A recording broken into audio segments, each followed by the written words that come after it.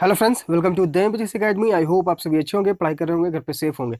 देखिए, आज के इस लेसन में हम लोग सोल्व करेंगे एसएससी सीएचएसएल 2020 के इंग्लिश के क्वेश्चंस को। ठीक है, एसएससी सीएचएसएल 2020 इसका जो फॉर्म फिलअप हुआ था 2019 में, एग्जाम कंडक्ट हुआ 2020 में, और एग्जाम जो है वो 2 फेज में कंडक्ट हुआ था, मार्च मंथ में और अक्टूबर मंथ में। बीच में आपका लॉकडाउन लगा था कोविड के वजह से। ठीक है, तो यहाँ पर जो है हम लोग इंग्लिश के प्रीवियस ईयर क्वेश्चंस का सॉल्यूशन कर रहे हैं। लगभग 5 साल हमारा टारगेट है। एमबी पब्लिकेशन से हम लोगों ने 2016, 2019, 2018 और अभी 2020 कर रहे हैं, 2017 भी रिमेनिंग है। तो हमारा टारगेट यही था कि लगभग 5 साल क्वेश्चंस को हम लोग यहाँ पर सोल्व करके जाएं, लेकिन अभी हम लोग 4 साल तो है कंप्लीट कर ही चुके हैं। ठीक है, तो जो भी लेसन आपको प्रोवाइड किया जा रहा है प्रीवियस ईयर क्वेश्चंस का, वो सारे आपके लिए इंपॉर्टेंट है, क्योंकि एसएससी का यही ट्रेंड रहा है कि बहुत सारे क्वेश्चन जो है उस सेम पैटर्न पर, मतलब कि बहुत सारे वर्ड्स, बहुत सारे इडियम जो है पूछे जा रहे हैं रिपीटेडली। ठीक है, इसलिए जो है प्रीवियस ईयर क्वेश्चंस आप लोग अच्छे से जो है उनका प्रैक्टिस करके जाइए। एमबी पब्लिकेशन बुक जिनके पास है आप खुद से बनाइए, और उसका सॉल्यूशन फिर आप हमारे प्लेलिस्ट सेक्शन में जाइए, वहां पे आपको मिल जाएगा MB book solution 2016, MB book solution 2019, MB book solution 2020, सारे जो है प्लेलिस्ट बने हुए हैं। ठीक है, तो आप जाइए और जिस ईयर के क्वेश्चंस में, जिस शिफ्ट में आपको दिक्कत है, सब जो है वहां पर आपको दिया हुआ है लेसन बनाकर।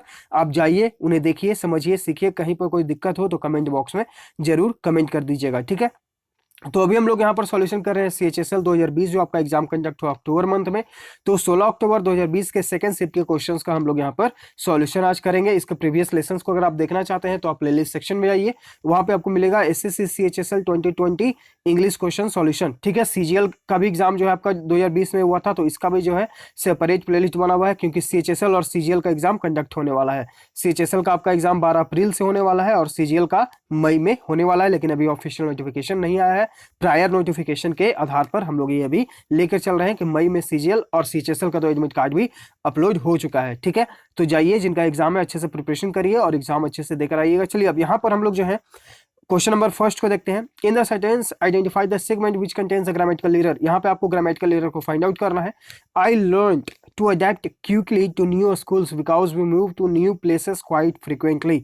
ठीक, यहाँ पर देखिए एक वर्ड है क्विकली। क्विकली जो है ये मॉडिफाई करता है किसको? मॉडिफाई करता है एक एडजेक्टिव को या फिर एक वर्ब को। इसके पहले अगर हम ये वर्ड देखें, अडेप्ट, ये आपका एडजेक्टिव है। ठीक, अडेप्ट मतलब होता है कि अपने अनुकूल बना लेना। ठीक, ये आपका एडजेक्टिव है और ये मॉडिफाई कर रहा है एक नाउन या सॉरी एक वर्ब या एडजेक्टिव को। ठीक, अगर यहाँ पर क्विकली की जगह क्विक होता, ठीक है, तो यहां पर जो है ये मॉडिफाई करता नाउन या प्रोनाउन को।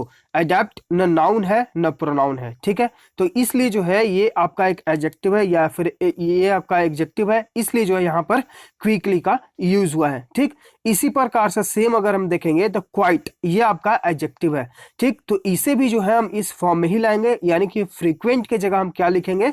फ्रीक्वेंटली लिखेंगे। ठीक है, फ्रीक्वेंटली, फ्रीक्वेंटली किसको मॉडिफाई करता है? एक वर्ब या फिर एक एडजेक्टिव को। क्वाइट आपका एक एडजेक्टिव है, तो इसको जो है हम फ्रीक्वेंट की जगह फ्रीक्वेंटली का यूज करेंगे। ठीक, फ्रीक्वेंट यहां पर जो है ये मॉडिफाई करता है एक नाउन या फिर प्रोनाउन का। क्वाइट आपका न नाउन है न प्रोनाउन है, इसलिए जो है यहां पर हम फ्रीक्वेंट की जगह फ्रीक्वेंटली का यूज करेंगे, क्योंकि आपका क्वाइट जो है एक एडजेक्टिव है और ये मॉडिफाई करेगा फ्रीक्वेंटली। ठीक, ऑप्शन जो है आपका यहाँ पे ऑप्शन सी एरर है। फ्रीक्वेंट की जगह आप फ्रीक्वेंटली का यूज करिए। क्वेश्चन नंबर 2, यहाँ पे आपको सिनोनिम बताना है, यानी कि पर्यायवाची शब्द रॉयडी का। रॉयडी मतलब होता है उपद्रवी। ठीक है, अब इसका सिनोनिम क्या होगा? पर्यायवाची शब्द क्या होगा? चार्मिंग यानी कि आकर्षक, बॉयस्टर्स यानी कि उपद्रवी, शोरगुल मचाने वाला। ऑप्शन बी आपका यहाँ पर राइट आंसर। काम यानी कि शांत, अमेनेबल, इसका मतलब क्या होता है? इसका मतलब होता है जवाबदेह, उत्तरदायी। राइट आंसर आपका यहाँ पे ऑप्शन बी। क्वेश्चन नंबर 3, यहाँ पे आपको सिनोनिम बताना है, यानी कि पर्यायवाची शब्द बैरन का। इसका मतलब होता है बंजर। ठीक है, सुनसान, बंजर। तो यहां पर जो है इसका आपको सिनोनिम यानी कि पर्यायवाची शब्द बताना है। फर्टाइल यानी कि उपजाऊ, ये तो आपका विपरीत हो गया। बाउंटीफुल यानी कि प्रचुर मात्रा में। डिसोलेट यानी कि बंजर, सुनसान, वीरान। राइट आंसर आपका यहाँ पे ऑप्शन सी है। फ्रूटफुल यानी कि फलदायक। क्वेश्चन नंबर 4, यहाँ पे आपको इडियम का अर्थ बताना है। Once in a blue moon, इसका मतलब क्या होता है? वेरी ऑफन यानी कि कभी कभार, रेयरली। ठीक है, रेयरली, रेयरली यानी कि कभी कभार। An incident that is scary, कोई ऐसी घटना जो बहुत ही डरावना है। स्कैरी यानी कि डरावना। Happening only once in a life time, यानी कि जीवन में सिर्फ एक बार होना। हैपनिंग ओनली रेयरली यानी कि कभी कभार होना, तो राइट आंसर आपका यहाँ पे ऑप्शन सी हो जाएगा। एन अनफॉरगेटेबल एक्सपीरियंस यानी कि जिसे आप अनुभव को भूल नहीं सकते हैं, जिसे भूला ना जा सके, अनफॉरगेटेबल उस अनुभव को, राइट आंसर आपका यहाँ पे ऑप्शन सी हो जाएगा। आगे है कि आपको एक पैसेज दिया गया है, उसे आपको फिल करना है गिवन ऑप्शन से। To close the day on a high note, to close the day on a high note we decided to spend the rest of fill in the blank. ठीक, to close the day on a high note यानी कि एक बहुत थकान भरी पूरे दिन के बाद जो है हम लोगों ने डिसाइड किया यानी कि निर्णय लिया to spend the rest of, to rest of fill in the blank, there, ours, are या फिर देयर्स। तो यहां पर हम लोग क्या यूज करेंगे, यहां पर हम लोग यूज करेंगे, देखिए ये जो है आपका यहाँ पे वी का यूज हुआ है, तो वी के लिए हम लोग क्या यूज करते हैं, आर का यूज करते हैं प्रोनाउन में। ठीक, तो यहां पर जो हम लोग क्या यूज करेंगे, यहां पर ऑप्शन सी यानी कि आर का यूज करेंगे। We decided to spend the rest of our evening at 100-year-old historic watering hole in downtown. तो हम लोगों ने यह निश्चय किया कि हम लोग जो बाकी का समय है, हमारा जो बाकी का समय है वो शाम में जो पुराना 100 साल जो पुराना वाटरिंग होल है वहां पर हम लोग जाकर बिताएंगे। वो क्या, वो जो जगह है वो है डाउनटाउन, डाउनटाउन जेनऊ। ठीक, चलिए आगे पढ़ते हैं। We wanted to, we wanted to fill in the blank, celebrated, wanted है तो सेलिब्रेटेड वाला ऑप्शन एलिमिनेट, सेलिब्रेशन एलिमिनेट, यहाँ पे हमें एक वर्ब की जरूरत है, तो यहाँ पर हम लोग यूज करेंगे celebrate. We wanted to celebrate our bear sightings and how it feels to be in the wild, यानी कि हम जो है हम लोगों ने चाहा कि हम लोग जो है सेलिब्रेट करें आर वियर साइटिंग्स यानी कि भालू को देखने के लिए, and how it feels to be in wild, और जंगल में यह कैसा फील होता है उस चीज को हम लोग यहाँ पर एक्सपीरियंस करेंगे। ठीक, while raising a toast, while raising a toast and reminiscing, ठीक है, fill in the blank for, in, with या फिर about। तो हम लोग यहाँ पर क्या यूज करेंगे, यहाँ पर हम लोग यूज करेंगे अबाउट का, reminiscing about our time in the woods. Reminiscing मतलब होता है अपने समय को याद करना, ठीक है, तो रिमेंस अबाउट यानी कि समय को याद करना, our time in the woods जब हम लोग लकड़ियों में गए और वहां पर के समय को याद किया, जब हम लोग टोस्ट को उछाला, I felt a deeper connection with nature, तो वहां पर जो है मैंने ऐसा महसूस किया बहुत ही गहरा कनेक्शन यानी कि बहुत ही गहरा नाता नेचर से यानी कि प्रकृति से। ठीक है, it was a fill in the blank, it was a profound यानी कि गहन गहरा, सिंसियर यानी कि ईमानदार सच्चा, कॉमिकल यानी कि अनोखा, डिसमल या फिर निराशाजनक। तो यहाँ पर हम लोग यूज करेंगे ऑप्शन ए यानी कि प्रोफाउंड, यानी कि वहां पर जो है गहन एक्सपीरियंस किया। ठीक है, it was a profound experience यानी कि वह जो है बहुत ही गहन एक्सपीरियंस था, गंभीर एक्सपीरियंस था, अनुभव था। To talk sorry to walk for miles with no particular reason, यानी कि हम लोग घूमते जा रहे थे बिना कोई कारण के, ना कोई इरादा था हमारा, अदर देन एब्जॉर्बिंग, जबकि हमारा जो है वो क्या था काम, absorbing fill in the blank solitude of the jungle open to the sky. तो यहाँ पर ऑप्शंस हैं सम, द, ए या फिर मच, तो यहाँ पर हम लोग यूज करेंगे द का।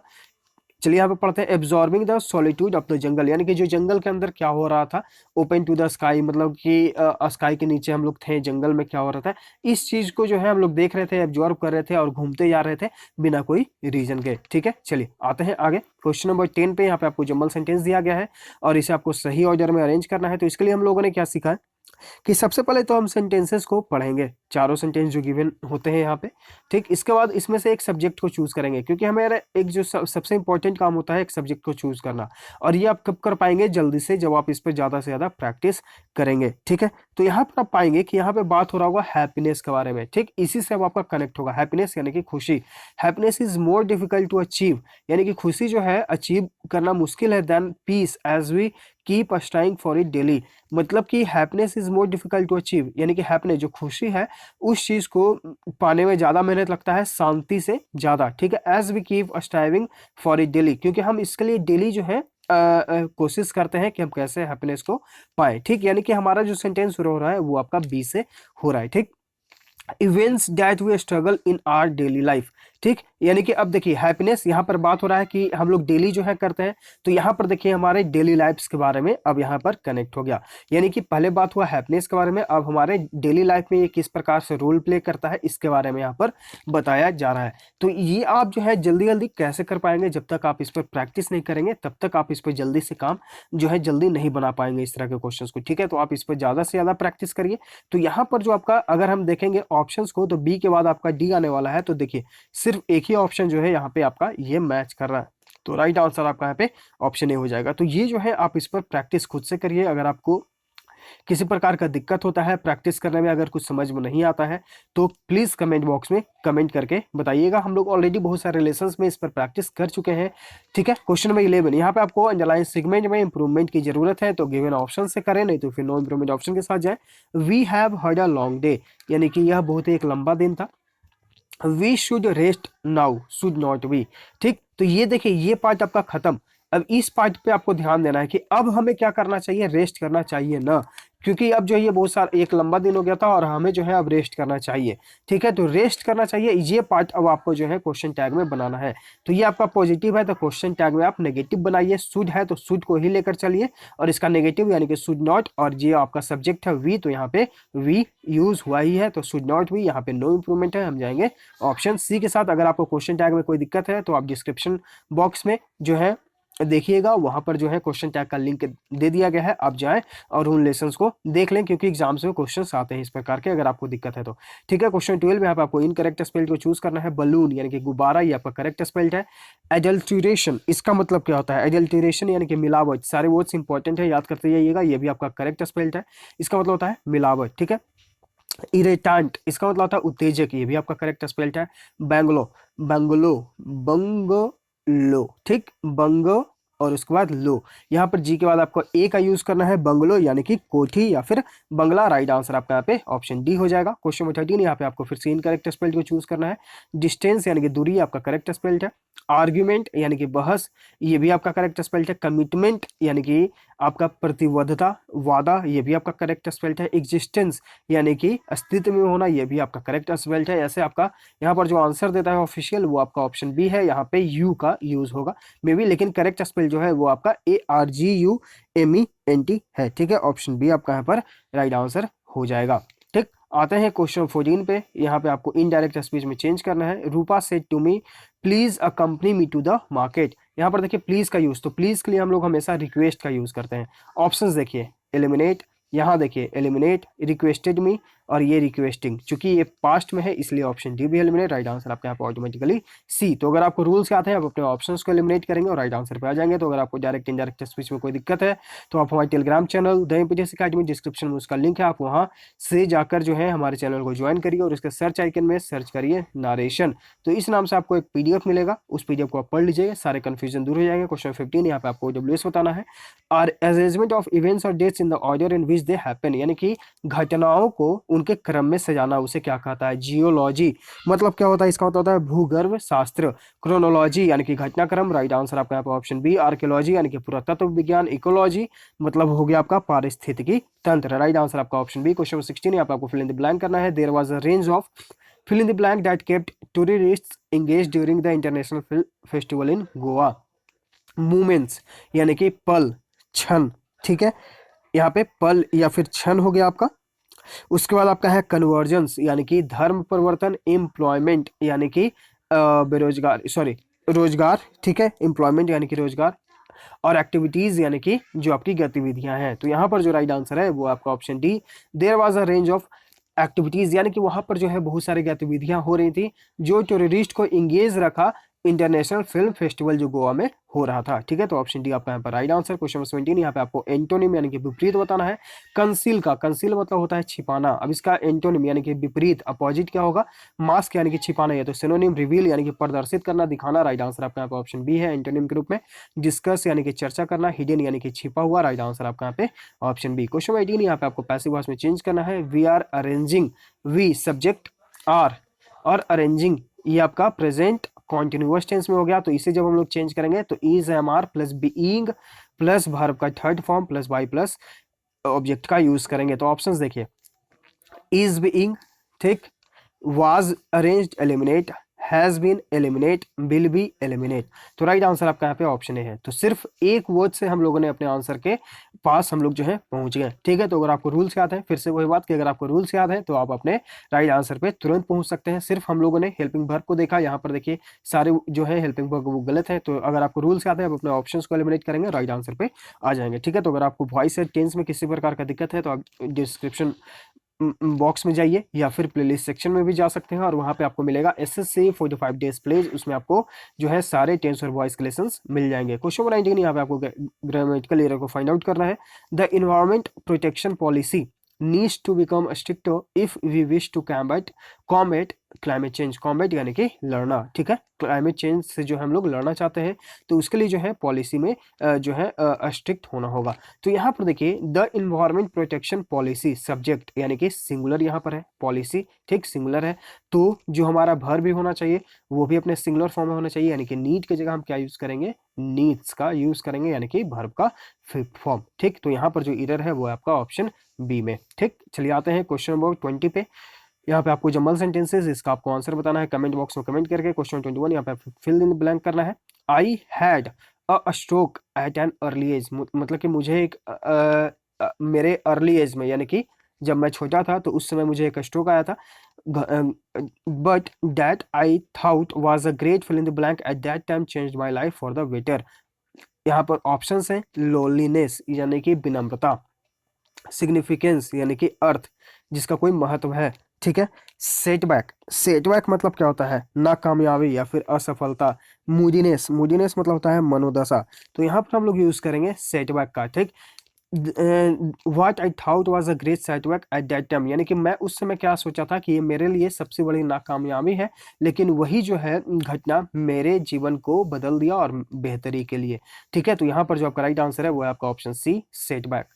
आते हैं क्वेश्चन 22 पे। यहाँ पे आपको एंटोनिम बताना है, यानी कि विपरीत। एडमोनिस का, एडमोनिस मतलब होता है डांटना। अब इसका विपरीत क्या होगा, अपोजिट क्या होगा, अप्लाउड यानी कि प्रशंसा करना। आप एक व्यक्ति को डांट रहे हैं और एक व्यक्ति को प्रशंसा कर रहे हैं, एक दूसरे को एक एंटोनिम होगा यानी कि विपरीत होगा। राइट आंसर आपका यहाँ पे ऑप्शन ए, बिलिटिल यानी कि कम करना या फिर अपमान करना भी होता है। हार्डन यानी कि सख्त, अटैक यानी कि आक्रमण करना। क्वेश्चन 23 यहाँ पे आपको डब्ल्यूएस बताना है। Someone who freely gives money and help to people who need it, यानी कि कोई ऐसा व्यक्ति जो अपने पैसे देता है जिसको जरूरत होता है। ठीक है, उसे क्या बोलते हैं, फिलोलॉजिस्ट। इसका मतलब क्या होता है, भाषाविद यानी कि जो लैंग्वेज से संबंधित व्यक्ति।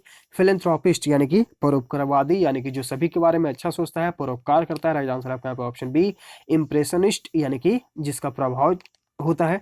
रिसेप्शनिस्ट यानी कि जो स्वागत करने वाला व्यक्ति होता है। क्वेश्चन 24 यहाँ पे आपको अंडरलाइन सेगमेंट में इंप्रूवमेंट की जरूरत है तो करें, नहीं तो फिर नो इंप्रूवमेंट ऑप्शन के साथ जाए। Rohit Sharma have declared the best batsman of 2019। यहाँ पर देखिए रोहित शर्मा हैव, अगर हम इस पार्ट को सिंपली सिर्फ देखेंगे तो सब्जेक्ट सिंगुलर है तो वर्ब भी सिंगुलर होना चाहिए, तो नो इंप्रूवमेंट वाला ऑप्शन आपका एलिमिनेट।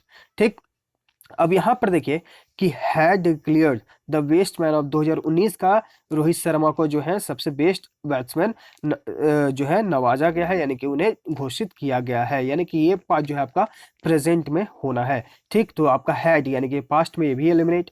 अब यहाँ पर रिमेनिंग है ऑप्शन बी और ऑप्शन डी। इज डिक्लेयरिंग यानी कि यहाँ पर देखिए is declaring the best man, इसका कोई सेंस नहीं बन रहा है तो ऑटोमेटिकली आपका यहाँ पे ऑप्शन बी हो जाएगा।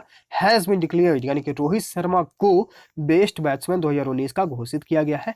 ठीक है, तो राइट आंसर आपका यहाँ पे ऑप्शन बी, यानी कि आपका ये जो पार्ट है आपका वॉइस में चेंज है। क्वेश्चन 25 यहाँ पे आपको इडियम का अर्थ बताना है। To leave someone in the lurch, इसका मतलब होता है मुसीबत में किसी का साथ छोड़ देना।